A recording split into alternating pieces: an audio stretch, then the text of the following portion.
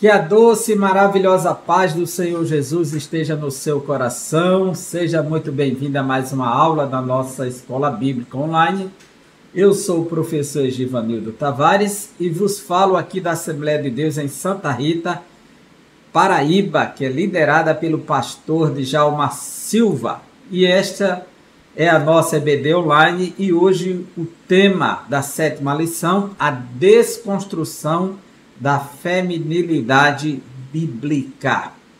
Como já falamos na lição anterior, o termo desconstrução e o termo desconstrucionismo, que é um termo técnico, que vem do campo da filosofia, da área da linguística, é representada por Jacques Derrida, o filósofo francês, que trabalhou o conceito de desconstruir os textos, né, na literatura, ou seja, todo texto ele foi construído a partir de uma concepção subjetiva e ele pode ser desconstruído e reconstruído ao mesmo tempo.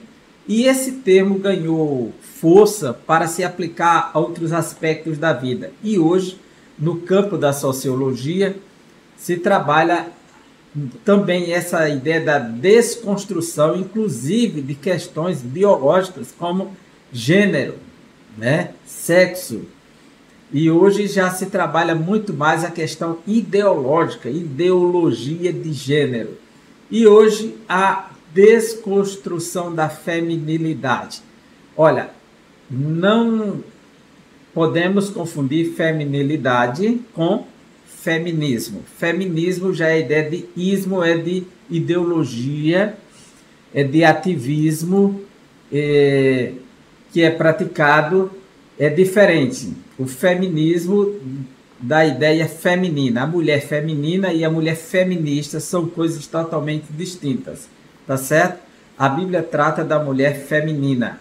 O feminismo é um tipo de mulher que incorpora novas ideias, ideias progressistas, que está dentro de um outro conceito que não é o conceito bíblico. Então, o movimento feminista, que trabalha com feminismo, trabalha num processo de desconstrução da feminilidade bíblica, que é o modelo que é defendido dentro da tradição judaico-cristã, que eles denominam de patriarcalismo. Então, o nosso tema é, já de forma clara, direta, sem ter o que mascarar, a desconstrução da feminilidade bíblica, porque aquilo que cremos e entendemos é como abordamos sem nem uma dificuldade, né?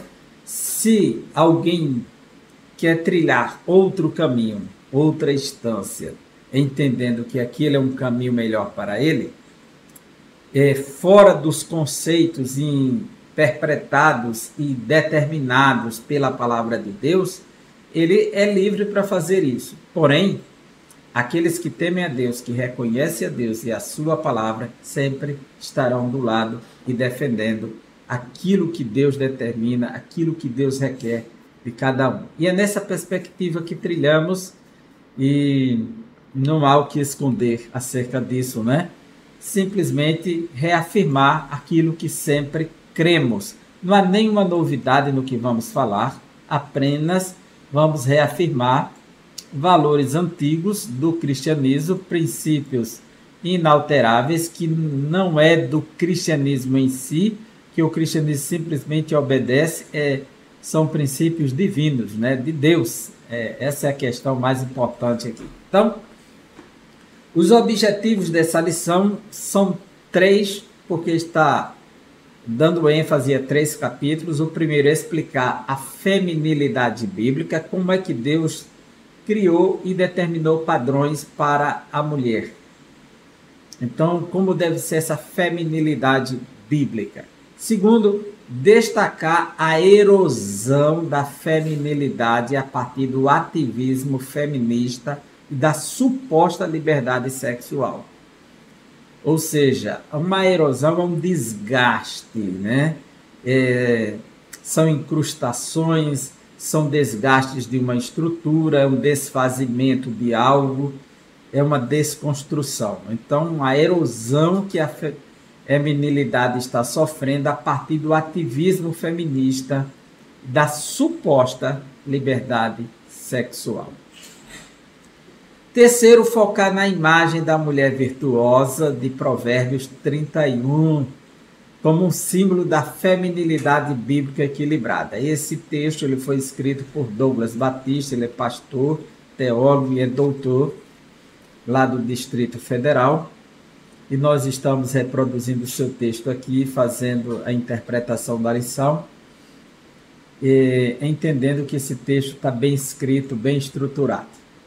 Bem, o textuário nos diz assim: enganosa é a graça e vaidade a formosura. Então, enganosa é a graça e vaidade a formosura. É um paralelismo aqui, né? Mas a mulher que teme ao Senhor, essa será louvada.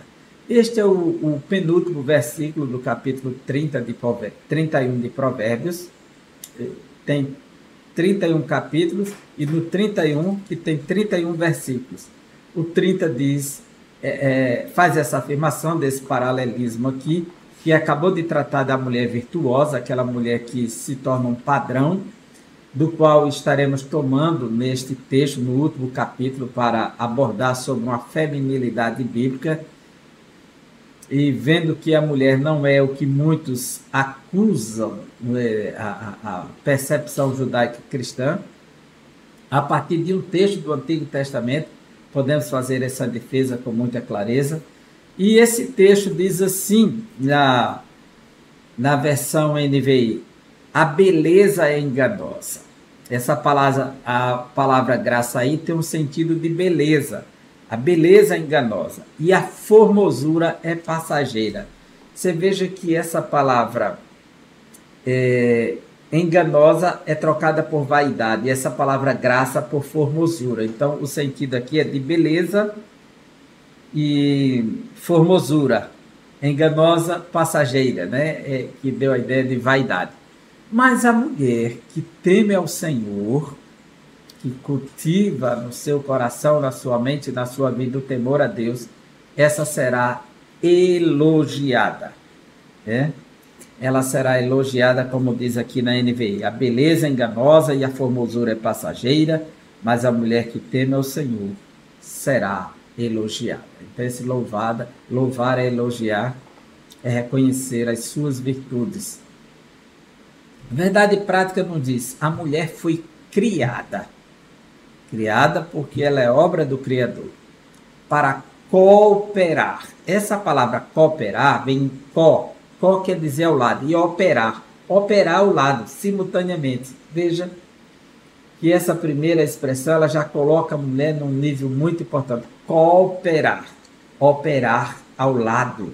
Não é para disputar nem acima nem abaixo, mas ao lado, cooperar. Com o homem, Deus lhe confiou a dádiva da maternidade. Somente a mulher tem o privilégio de conduzir no seu ventre o filho gerado.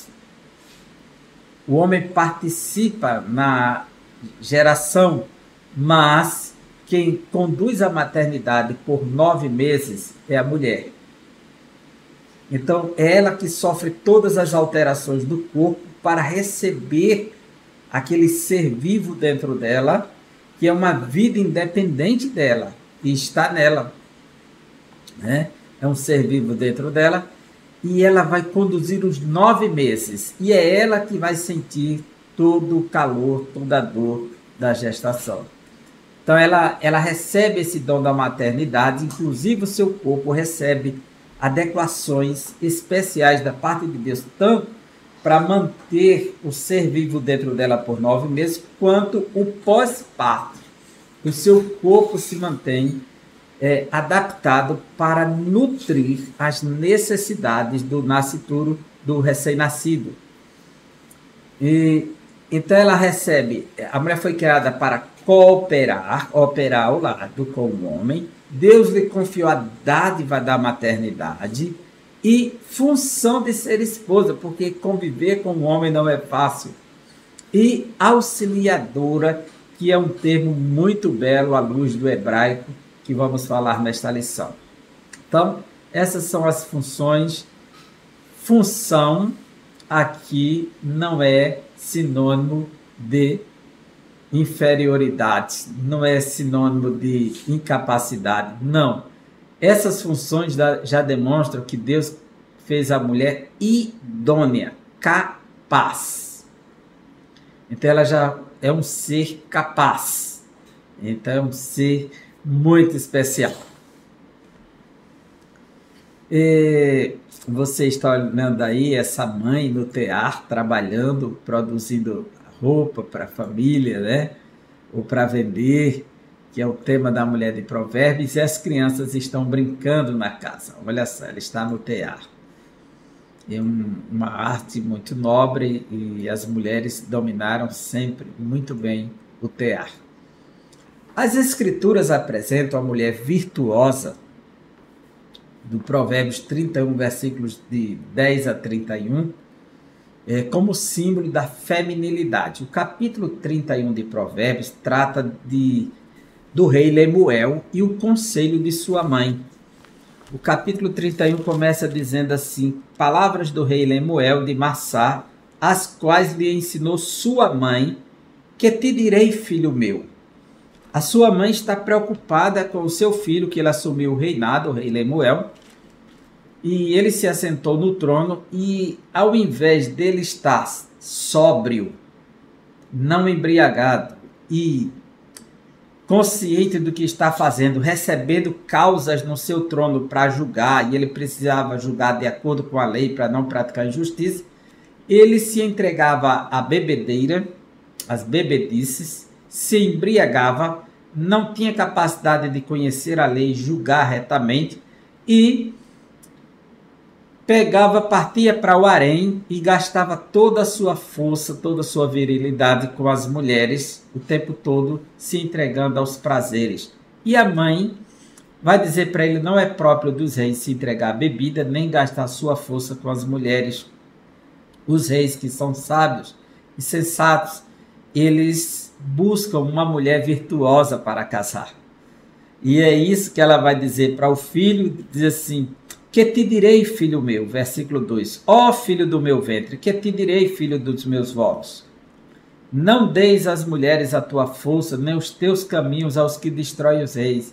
Os que destroem os reis são aqueles que vêm embriagar o rei, e para iludi-lo, para tirar sua força, para que ele julgue errado, para que ele fique desmoralizado. Não é próprio dos reis, ó Lemuel, não é próprio dos reis beber vinho, nem dos príncipes desejar bebida forte, para que não bebam e se esqueçam da lei e pervertam o direito de todos os aflitos.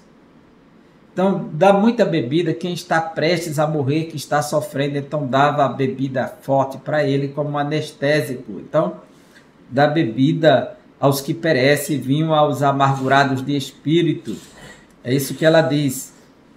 No versículo 8, abre a boca a favor do mudo, pelo direito de todos os que se acham desamparados. Abre a boca, julga retamente e faz justiça aos pobres e necessitados.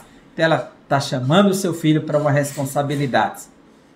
E como ela tinha começado no versículo 3, não deis as mulheres a tua força, nem os teus caminhos aos que destroem os reis, ela diz agora: mulher virtuosa, quem a achará?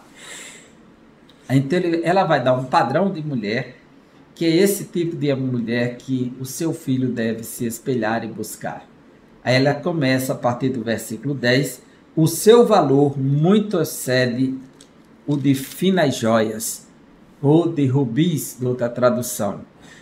Aí começa a descrição até o versículo 31 dessa mulher virtuosa que teme ao Senhor. Essa mulher é retratada como modelo de esposa fiel, mãe amorosa, administradora e empreendedora exemplar. Porém, em tempos pós-modernos, a feminilidade bíblica vem sendo desconstruída. Nesta lição,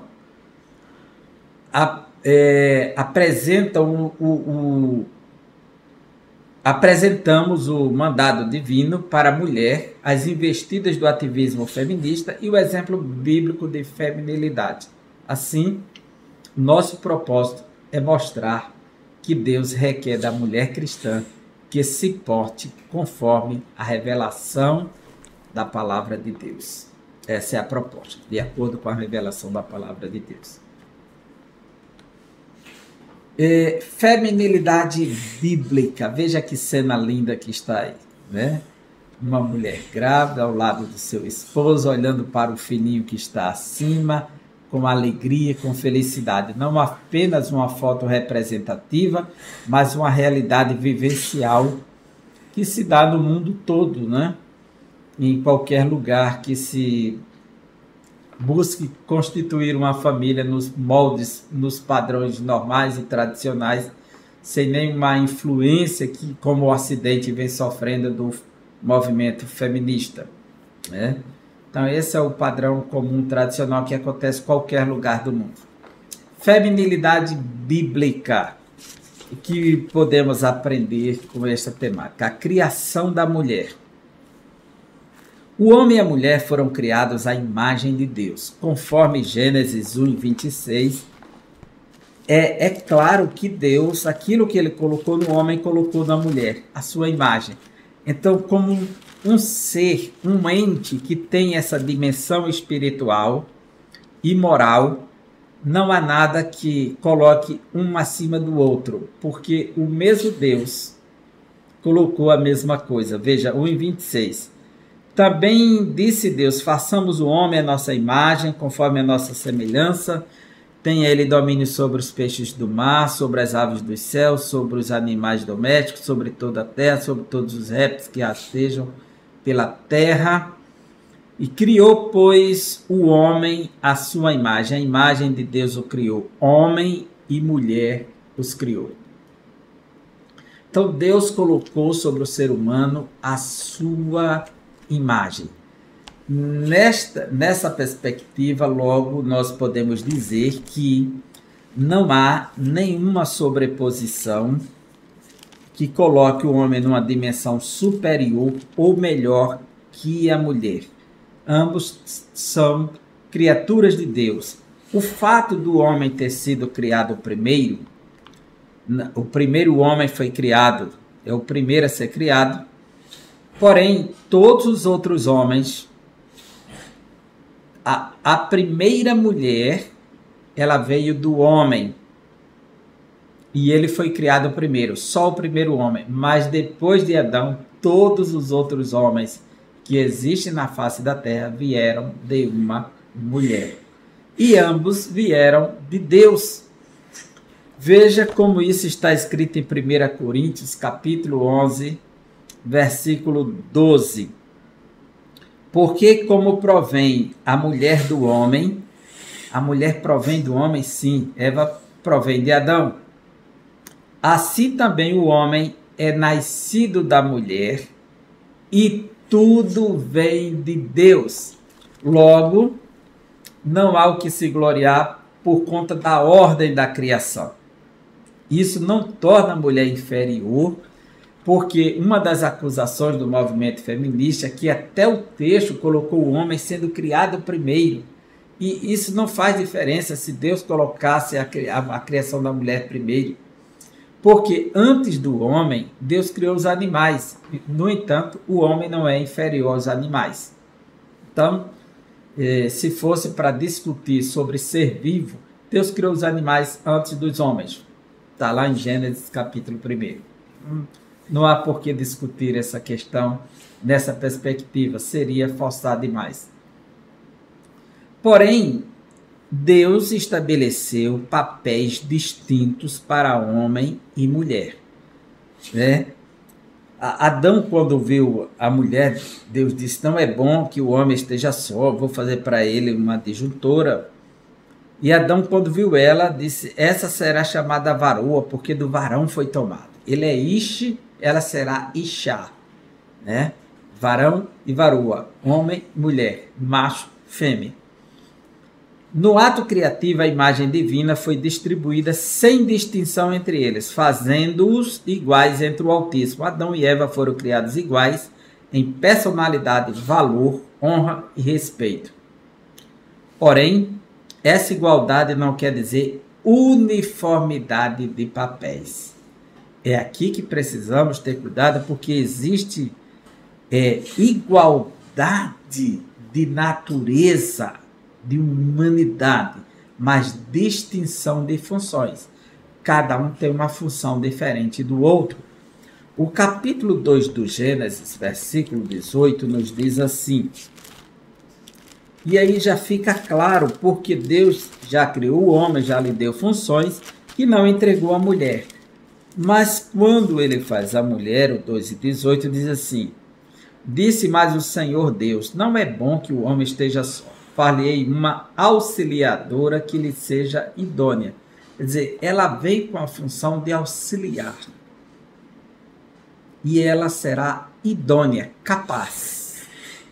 Mas auxiliar não é uma coisa assim, servir não torna ela inferior. Não, vamos ver com detalhes isso aqui, porque isso está justamente no tópico 3, a mulher como auxiliadora. Então, a bênção da maternidade. Deus também capacita a mulher com esse dom maternal da gravidez, de poder gestar, poder ficar grávida, conduzir um ser vivo dentro dela, um filho, né, por 9 meses, enfrentar todos os desafios da maternidade. No mandato criacional, Deus ordenou ao homem e à mulher: frutificai, multiplicai-vos e enchei a terra. Esse é o mandato criacional, encher a terra. Obviamente, uma tarefa impossível para Adão realizar sozinho. Assim, a mulher foi criada com a bênção da maternidade e com a função de ser esposa e mãe. Adão chamou de Eva porque ela era a mãe de todos os viventes. A palavra Eva, em hebraico, Euá, em hebraico, quer dizer vivente. Então, ela é a mãe dos viventes. Desse modo, o papel natural da mulher inclui a dádiva da procriação, de cuidadora do lar e dos filhos. É interessante como Deus dá essa missão no capítulo 1, versículo 28 do Gênesis. Ele diz assim: e Deus os abençoou e lhes disse: sede fecundos, multiplicai-vos, enchei a terra. Isso só é possível com o dom da maternidade. No capítulo 3, versículo 20 do Gênesis, ele diz, capítulo 3, versículos 20. E deu o homem o nome de Eva, sua mulher, por ser a mãe de todos os seres humanos. Veja, por ser mãe. E esse ato de ser mãe é uma missão que somente quem entende isso é quem vivencia essa realidade tão profunda e tão bela. O capítulo 5 da primeira carta a Timóteo, versículo 14, diz assim: quero, portanto, que as viúvas mais novas se casem. Paulo está dizendo, né? Que elas se casem. Criem filhos, sejam boas donas de casa e não deem ao adversário ocasião favorável de maledicência. Ou seja, que elas criem os filhos, sejam boas donas de casa. Ser dona de casa é ser uma administradora do lar. Ser mãe é ser educadora. Então, um lar é como se fosse uma empresa. A mulher, ela empreende nas mais elevadas dimensões. Ali ela administra a alimentação, a comida, a distribuição, o tempo. Ela cumpre uma missão extraordinária dentro do lar. Se há injustiça por parte de alguns em relação a esse tratamento das mães, das esposas, isso não é regra divina, nem é regra do cristianismo. O cristianismo constitui a família para que a esposa seja bênção para o esposo e o esposo seja bênção para a esposa, para que haja harmonia no lar e haja bênção para toda a família. E aqui Paulo está dizendo que elas sejam boas donas de casa e criem seus filhos. Criar filhos não é uma prisão, não é um jugo, não é um pecado. muito pelo contrário, é uma bênção divina.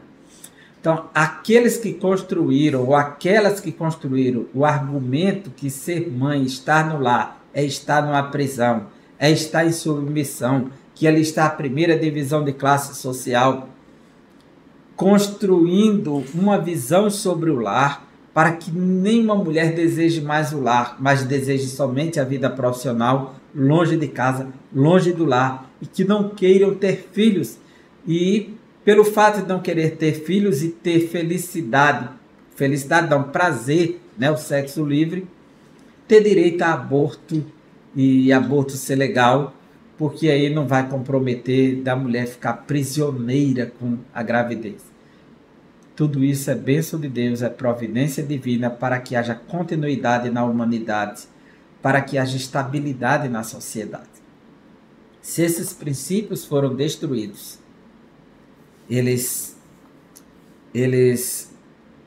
certamente, eles desaparecendo, a sociedade vai caminhar para o caos. Porque a proposta que se tem não é uma proposta de amor aos inocentes, uma proposta de violência no ventre. E não podemos conceber isso como saúde ou um direito humano, né? Quem passou por todos os estágios da vida intrauterina, não querer que os outros passem também, para não cumprir uma missão determinada por Deus, e para isso precisa negar Deus, negar as Escrituras, se quiser seguir outros padrões. Porque fora da visão bíblica, nenhuma outra visão pode ser utilizada com a Bíblia, porque vai se chocar. Há uma colisão inevitável.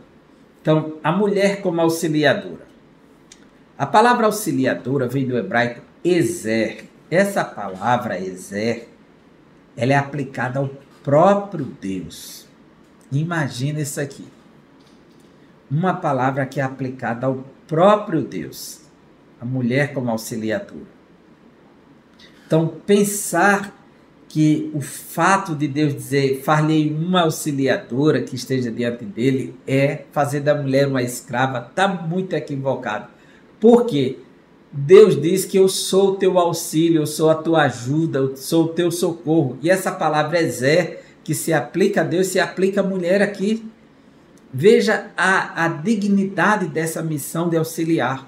É uma missão divina, porque ela imita o próprio Deus desse ato. Estou dizendo que ela é uma deusa, não. Mas ela imita Deus desse processo. Ela se torna uma ezer, uma auxiliadora, uma ajudadora. Veja, Ebenezer. Ebenezer. Essa palavra ezer está lá em Ebenezer. Pedra de ajuda, pedra de auxílio. É isso que quer dizer. E aí traduz, até aqui nos ajudou o Senhor, até aqui nos auxiliou o Senhor. E Deus deu essa missão à mulher.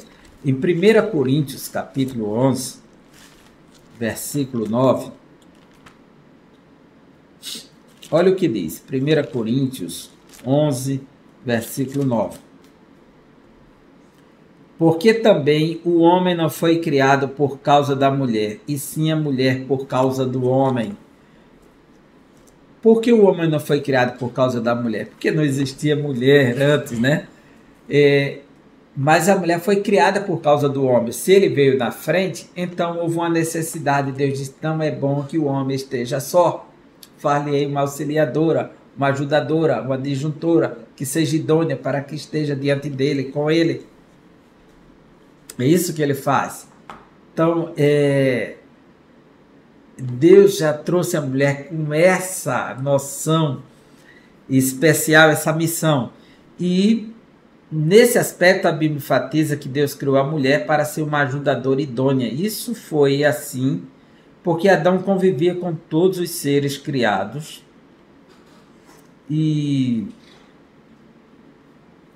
mas não achava auxiliar semelhante a ele, capaz de suprir essa necessidade. Então, por esse motivo, Deus fez a mulher para cooperar com o homem, não como alguém inferior, mas como complemento, com suas igualdades e diferenças. São iguais na humanidade, mas são diferentes na anatomia, nos sentimentos.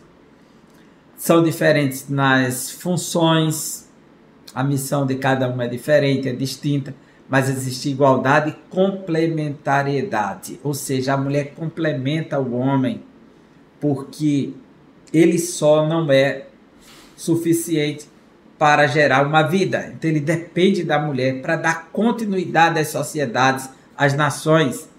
As nações existem porque existe um casal, né, nesse padrão de família. Então Deus ele traz essa complementariedade mútua. É necessária a formação do casal, a procriação, a satisfação sexual, a vivência afetuosa e prazerosa para cumprir a vontade de Deus. E ambos vão cumprir a vontade do Eterno. A desconstrução da feminilidade. Olha, nós temos aqui um grande desafio. Por quê? O ativismo feminista, como é conhecido, ele se desenvolve a partir do movimento iluminista. Não, algumas mulheres foram influenciadas na França pelo movimento iluminista, que defendia a igualdade e todos seriam iguais, né? Igualdade e fraternidade na sociedade. E nessa proposta de igualdade do iluminismo não estava a igualdade entre homens e mulheres. E algumas mulheres pensadoras perceberam isso e começaram a lutar por esses direitos. Isso na França. Na Inglaterra acontece o mesmo, lá por volta do século XIX. E no início do século XIX, aliás, na metade do século XIX para o início do século XX, vai acontecer o que vai chamar de primeira onda feminista. Hoje se fala de 4 ondas do feminismo. Porque isso foi classificado por uma feminista, depois que passou um certo tempo, disse, olha, já passou a primeira onda, e usou o termo onda, e a partir daí ela escreveu a segunda onda, e daí foi sendo interpretado sempre como um evento de ondas. A primeira onda do feminismo é considerada a onda das sufragistas. Sufragistas. Tem até o filme As Sufragistas, né? Que é o período que as mulheres vão lutar pelo direito ao voto.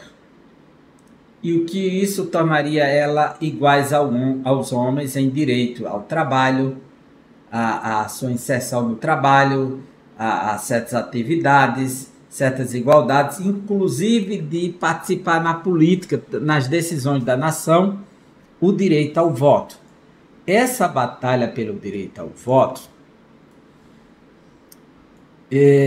foi tão intensa que uma mulher se jogou na frente do cavalo do rei e morreu e se tornou uma mártir da causa, para muitos interpretada como uma mártir. Algumas mulheres não queriam. A palavra sufrágio quer dizer voto em latim, por isso sufragistas, né? Sufragistas. É o direito ao voto, é uma forma de dar poder à mulher. Então é para que tenha direitos iguais, semelhantes aos homens. Só que algumas mulheres temiam esse voto, por quê? Se fosse aprovado o direito da mulher votar, participar nas ações do governo, do Estado, ela teria a obrigação de prestar serviço militar. Porque se ela tem direito a voto, ela tem obrigações militares também.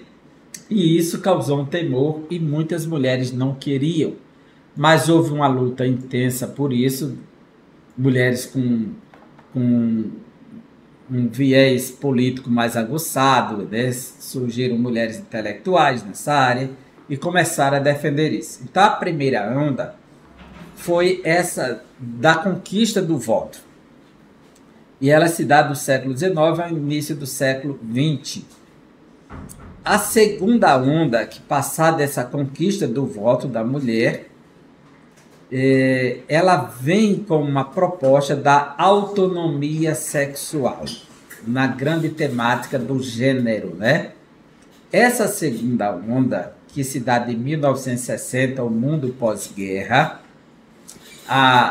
terminou a Segunda Guerra Mundial em 45 e a mulher está no lar, algumas mulheres ficaram viúvas, mães, começaram a batalhar, e a mulher está vivendo aí no momento que ela se acha desfavorecida. É quando algumas mulheres vão escrever, a Beth Friedman, que vai escrever essa obra, A Mística Feminina, analisando o papel da mulher. Veja que ela está com como se fosse um aspirador no lar, né, trabalhando no lar ainda. Seu trabalho é doméstico, mas sem direito a salário. E a outra obra que vai surgir nesse mesmo período, que vai influenciar, é da francesa Simone de Beauvoir, O Segundo Sexo, que Simone de Beauvoir vai defender que ninguém nasce mulher, mas torna-se mulher. Então, um novo conceito será percebido aqui, e essa busca para que a mulher tenha uma autonomia em relação ao sexo, que o sexo não esteja privado ao casamento, que o sexo seja um tabu que será explorado apenas no casamento, mas que seja uma liberdade da pessoa, e que o ato de ser mulher não é o ato de nascer, é de tornar-se uma construção social. E aqui é o primeiro embrião da ideologia de gênero, que fica clara, é essa grande frase, essa máxima de Simone de Beauvoir: ninguém nasce mulher, mas torna-se mulher. E essa onda vai de 1960 a 1980, e aqui muitos grupos de homossexuais, grupos gays, LGBTs, vão aderir a essa luta também. E nessa segunda onda eles vão trabalhar por essa autonomia sexual. Porém, a terceira onda, que é a interseccionalidade, e essa palavra de entre e seccionalidade, de seção, separados, trata de uma temática que vai envolver aqui, eles irão perceber a partir das vozes das mulheres negras, que dizem que eles tratam da mulher como sexo frágil, mas ninguém ajudava uma mulher negra a se levantar, subir numa charrete, a lutar, a plantar, a colher. A mulher branca, ela tinha o homem que fazia isso por ela, mas no caso da mulher negra, não. Então a mulher negra era uma mulher forte como o homem, e o negro também fazia parte dessa causa que precisava ser considerada a partir da sua cor.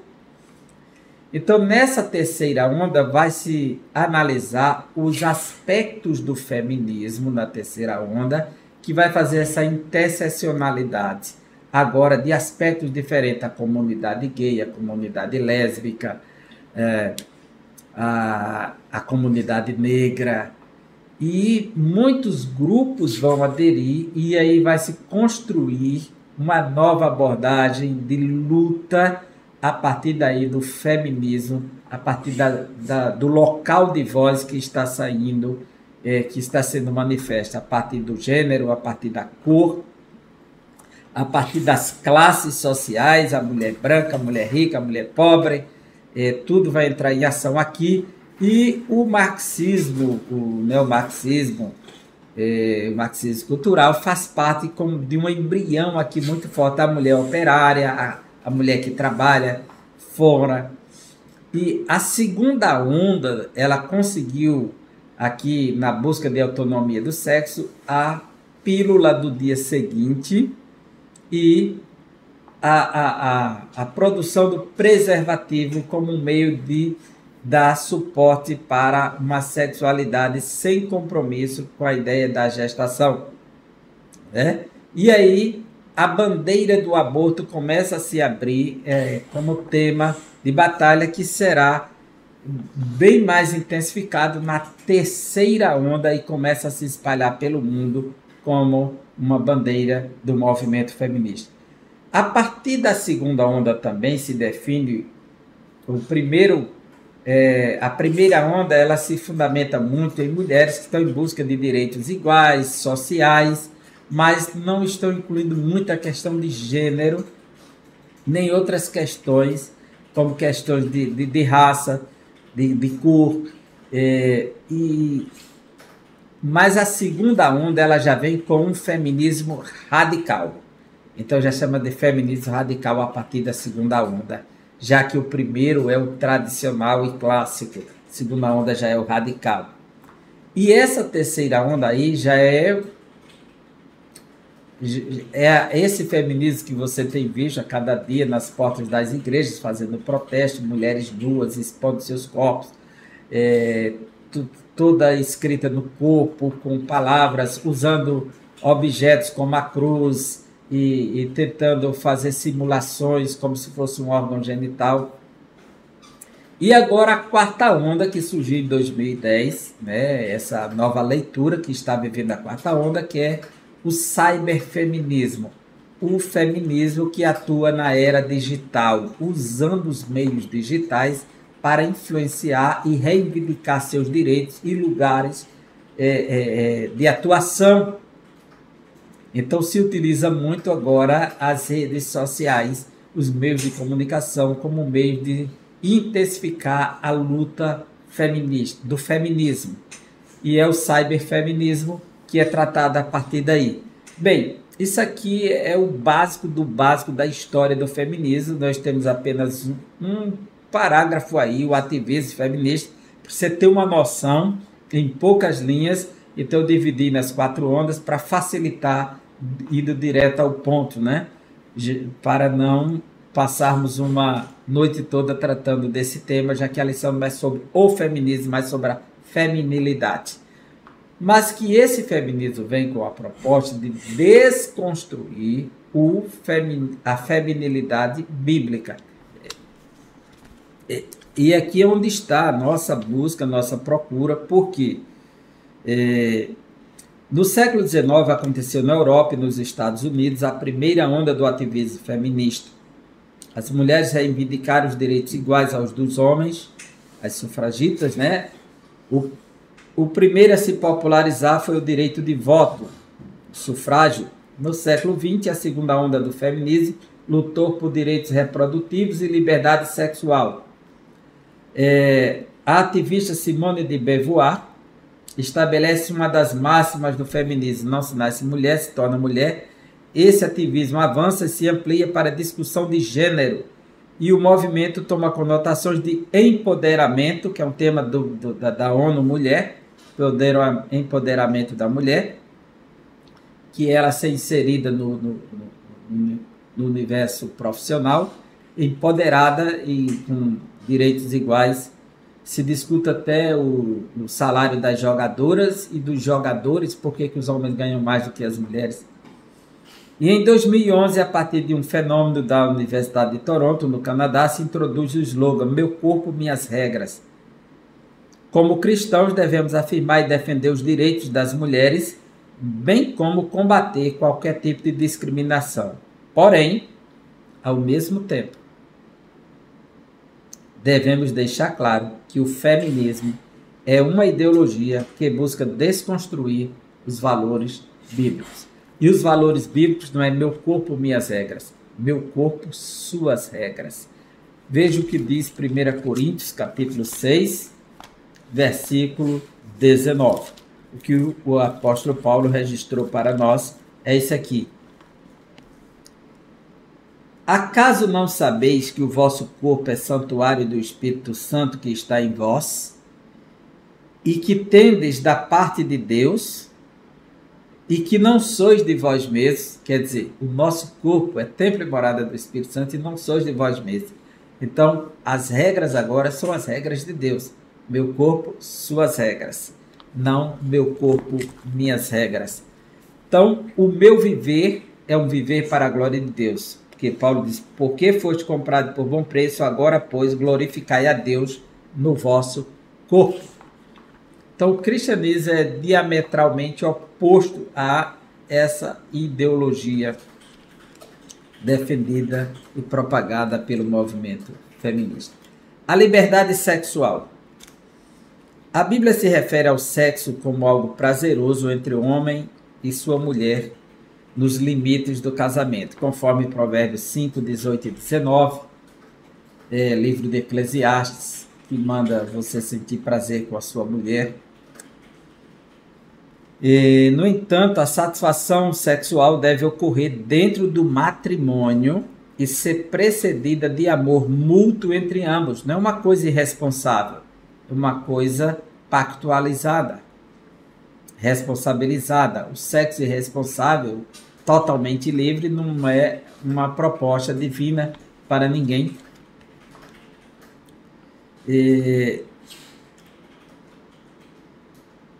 Entretanto, para o feminismo, esse modelo é repressivo e deve ser combatido em busca da libertação sexual da mulher, ou seja, ter a liberdade de fazer com quem quiser, do jeito que quiser.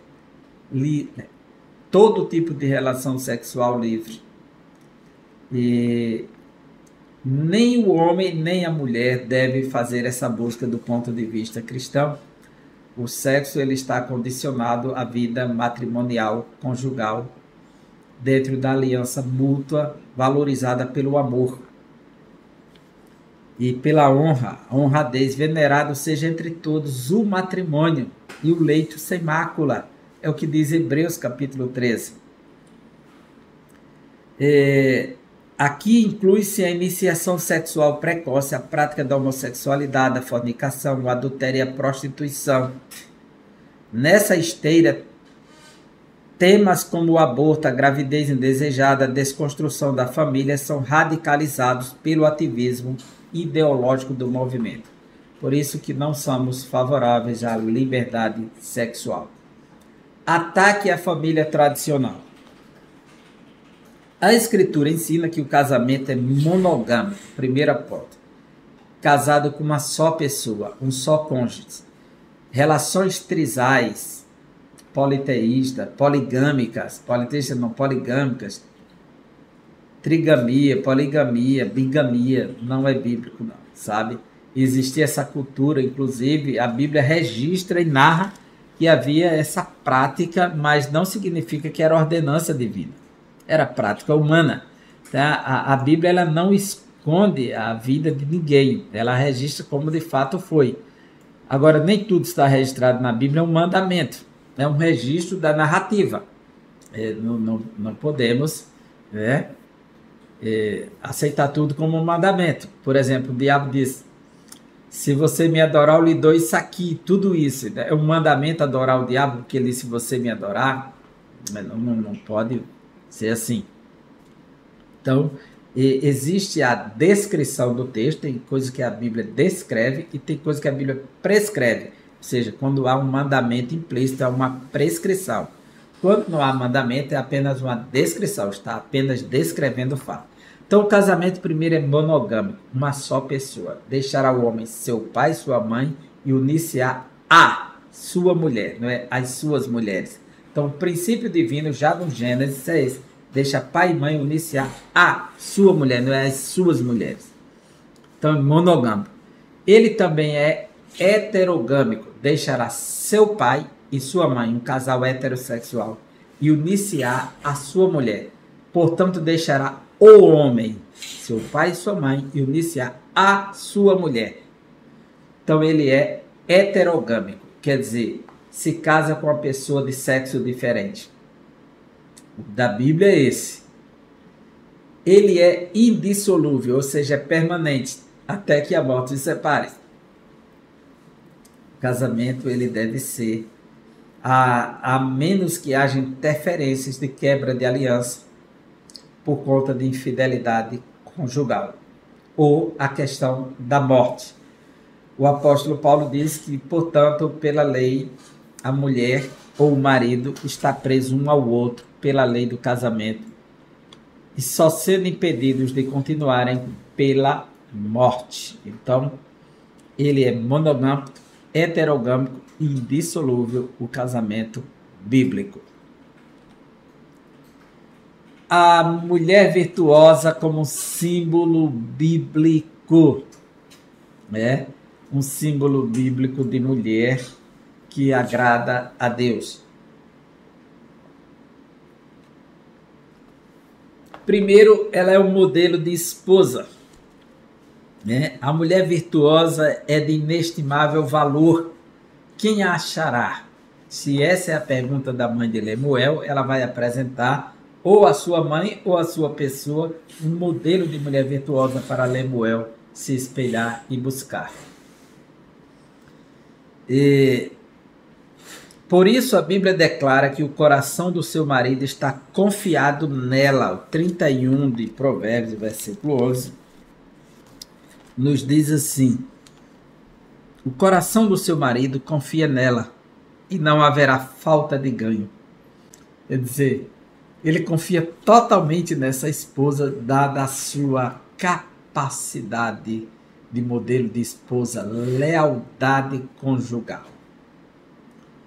E essa mulher, ela tem uma conduta de esposa, é tão ilibada em todas as áreas, tais como lealdade conjugal, pureza sexual, administração do lar e das finanças. Além disso, o excelente gerenciamento dessa mulher não coloca a família em necessidade. Por isso, nessa casa, nenhuma fazenda faltará. O versículo diz assim: e não haverá falta de ganho, nenhuma fazenda faltará. Por quê? A mulher sábia, ela edifica a casa, mas a tola destrói.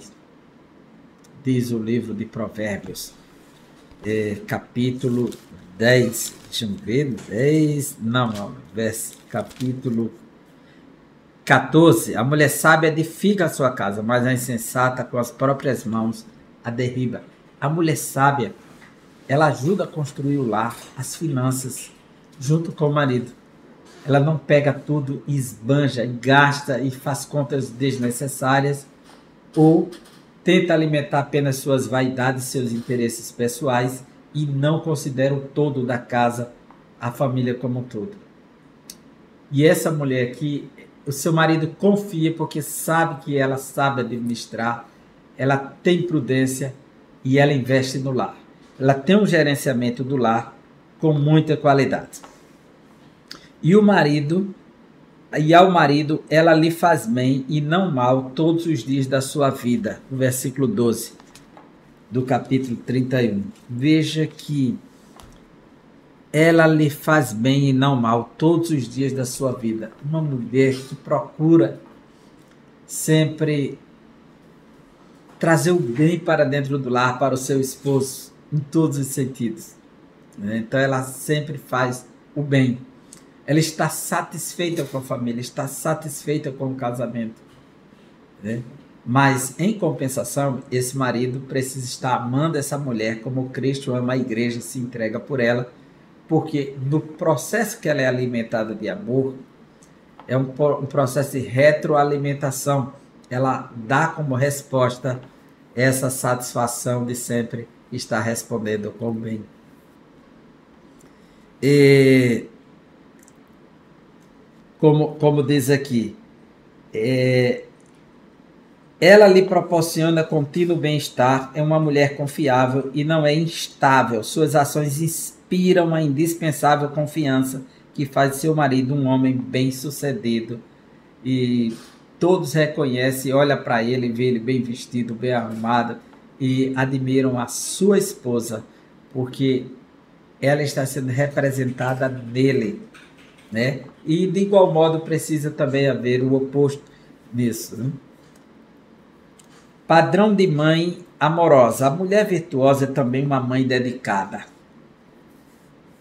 Se levanta e dá mantimento à sua casa, 31:15. Quer dizer, ela tem o cuidado de manter tudo em dia, em ordem, da sua manutenção. Ela acorda quando ainda está escuro e providencia a refeição para a família. Veja que mulher virtuosa. Pelo bem-estar do seu marido e filhos, ela gerencia as diversas tarefas do lar.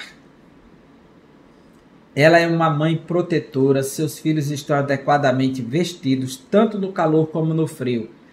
não interessa se é inverno ou se é verão, ela providencia toda a vestimenta para os filhos, ela tem um cuidado, é uma mulher que o futuro não lhe pega de surpresa, ela está preparada, não receia neve por seus familiares, pois todos eles vestem agasalhos, quer dizer, quando chega o inverno ela já está preparada com roupas de inverno. Essa mulher, ela não é surpreendida pelo amanhã por conta da sua prudência no presente, da sua sabedoria. Ela cuida dos filhos, não come o pão da preguiça, um pão mal feito, um pão cru. Não, ela come do melhor porque ela não tem preguiça de fazer, né? E antecipa-se às dificuldades domésticas. Os filhos reconhecem seu incalculável valor e elogiam, agradecem e retribuem o amor recebido dessa ditosa mãe. Não há outro gesto a não ser agradecer a essa mulher por sua capacidade tão notável, né? Um exemplo de administradora e empreendedora. A mulher virtuosa é notável administradora. Como empreendedora, adquire tecidos, confecciona roupa, lençóis e colchas de boa qualidade. O texto de Provérbios fala sempre das mãos delas no tear. Como você está vendo essas mulheres aí trabalhando no tear, uma mão aqui, olha, segura aqui o velo, a roca, a outra o fuso, olha, onde passa aqui, ó, olha a linha do tear aqui, tá vendo? Aqui fala sempre das mãos delas em ação no tear. Veja só. Versículo 3. Busca lã e linho, que é para o tear, e de bom grado trabalha com as mãos. Versículo 16. Examina uma propriedade e adquire, planta uma vinha e come com as rendas do seu trabalho. Quer dizer, o que ela trabalha no tear, levantou dinheiro para ela comprar uma propriedade onde ela plantou uma vinha. Ela é empreendedora, né? E aí diz aqui, cinge os lombos de força e fortalece os braços, porque ela está centrada no tear, né? Estende as mãos ao fuso, que é onde segura as linhas, essa peçazinha que ela está segurando aqui em cima, do lado de cá, né? E com as mãos pegam na roca, que é a roda onde vai enrolar as linhas, né? Abre a mão ao aflito e ainda estende ao necessitado. Então, se fala sempre dessa mulher trabalhando com as mãos, trabalhando no tear, porque é uma mulher que está administrando, fazendo roupas de linho, versículo 24, e vende, faz cintos para vender. Essa mulher, ela está trabalhando na tecelagem, investe na tecelagem, investe em propriedades e é generosa com os necessitados. Então, todos quando veem essa mulher, não tem outra opção a não ser elogiar e dizer para ela, enganosa é a graça, é a formosura, mas a mulher que teme ao Senhor, essa será louvada.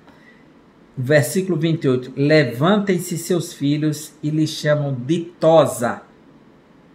Chamam de ditosa. E seu marido a louva dizendo, muitas mulheres procedem virtuosamente, mas tu a todas sobrepujas.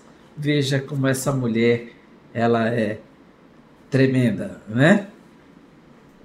Enfim, a Bíblia revela, essa é a nossa conclusão, que os homens e mulheres se complementam, né? Dessa forma, marido e esposa são iguais como pessoas, mas diferentes nas funções divinamente estabelecidas. Basta ver que essa mulher está grávida e o homem não está. Já é uma função diferente. A missão maternal foi dada à mulher, né?